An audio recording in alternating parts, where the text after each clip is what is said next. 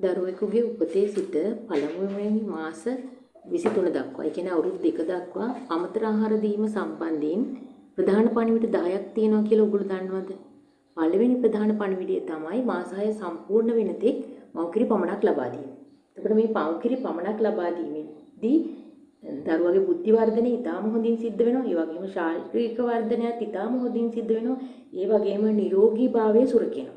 එතකොට මේ මව්කිරි පමණක් ලබා දීමේදී වතුරවත් වෙන කිසිම දියර જાතියක් ලබා දීම අවශ්‍ය වෙන්නේ නැහැ. මොකද මව්කිරි වල අවශ්‍ය තරම් වතුර ප්‍රමාණය තියෙනවා. එතකොට මේ නොදිය යුතු දේවල් තමයි වතුර, පිටිකිරි, මුත්තමල්ලි වතුර, රතකල්කේ වගේ දේවල්. ඒ වගේම සූප්පු ලබා දීමත් කරන්නේ නැහැ. මව්කිරි පමණමයි මාස 6 සම්පූර්ණ වෙනකන් ලබා දෙන්නේ.